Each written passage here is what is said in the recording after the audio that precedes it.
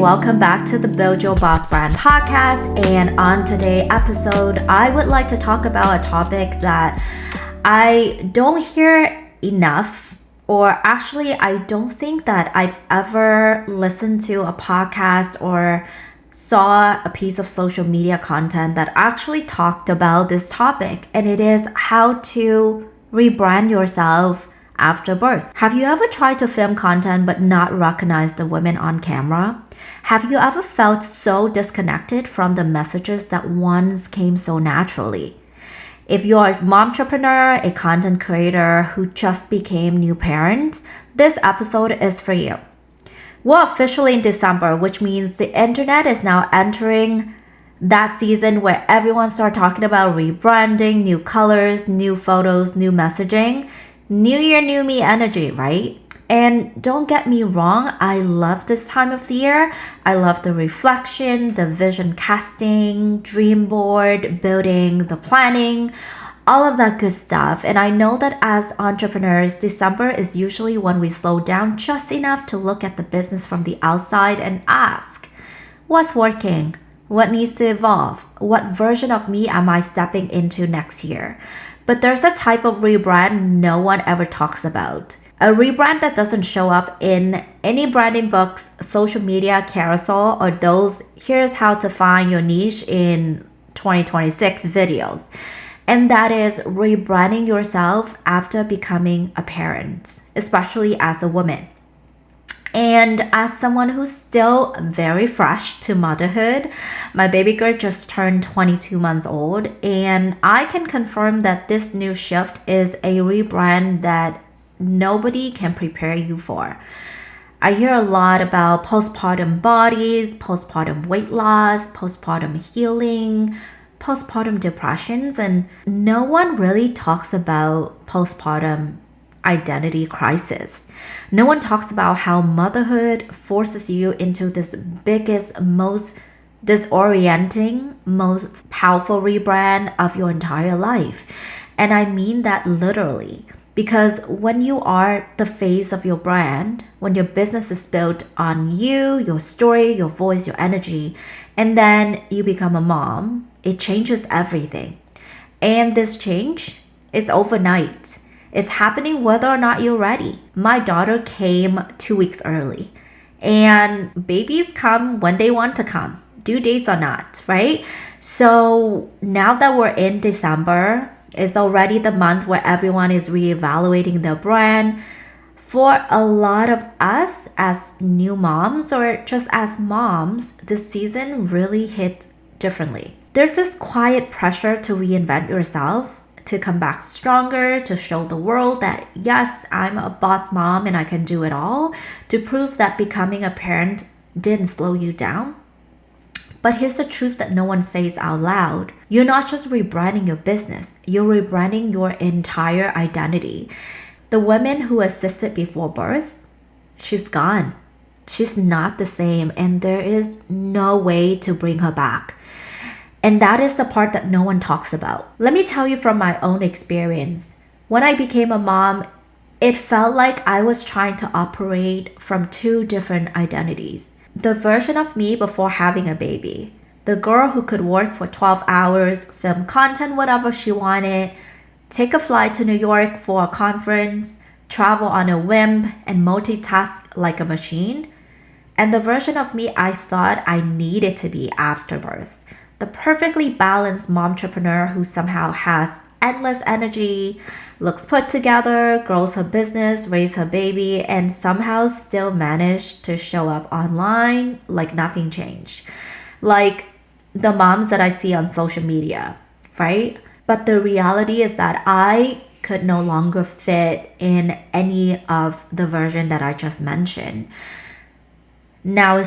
And then there was the real me who was evolving, who's learning how to breastfeed, how to take care of this tiny little baby, and the me who didn't feel like herself yet. I was still trying to figure out this new version of me. Like, who is this new Tracey? And I would say that from my years of experience being in this space, this has gotta be the most difficult, most challenging rebrand that I've ever gone through. And for a while, I felt like a complete stranger inside my own body and my own brand. And I think that a lot of new moms can really relate to this. Rebranding after birth doesn't just look like, oh, let's get a new logo and a new color palette now that I'm a mom. It's more of feeling disconnected from the messages that used to feel so natural. Having less capacity, but somehow bigger dreams and even stronger ambition. You want to show up on social, but also wanting to protect your energy at the same time. And sometimes it's completely normal to be questioning everything you thought you knew about who you were and who you're becoming. And honestly, I have to say that it's uncomfortable, it's emotional, and it's confusing. And the worst part is that there's no marketing guru, no marketing agency out there that you could hire to help you go through this rebrand because this journey is just so personal and it is something that you kind of have to figure it out yourself. And I used to resist this reality so badly. I just could not accept the fact that I was now no longer operating on my schedule, but my little baby's schedule. If she didn't nap on time, I didn't get to have that sales meeting. If bedtime went sideways, my entire work block disappeared. I couldn't accept the reality that as a new mom, I now had no choice but to slow down. And if you know my story, you know I came here alone at the age of 16 as an international student. I've been in Canada for almost 20 years now, but my entire family is still back home in Asia. So I'm here raising this beautiful, intelligent, kind little girl by myself with my spouse, trying my absolute best to be there for her during her big milestones, but also I am refusing to give up on my dream of building and scaling a successful agency. And this is the part that no one prepares you for. Becoming a parent forces you to strip away everything unnecessary, everything performative, everything rooted in your old identity, and rebuild from a place that is much deeper, more clarity, more honest, and more powerful. While everyone else is out here changing fonts and updating their brand kits, your real rebrand might look like redefining your capacity, rebuilding your confidence, showing up from life experience instead of pressure, owning the softer, slower, and wiser version of you, letting go of the parts that just don't fit anymore, and allowing your brand to evolve with your life, not separate from it.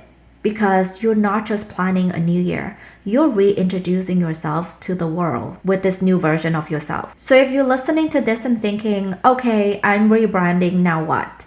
Here are a few simple, grounded steps that I've used to rebuild this new brand that I'm living and breathing, and that I'm finally feeling like, okay, this is me now. This is the version of me that I'm going to show up authentically, organically, and feel the most comfortable with.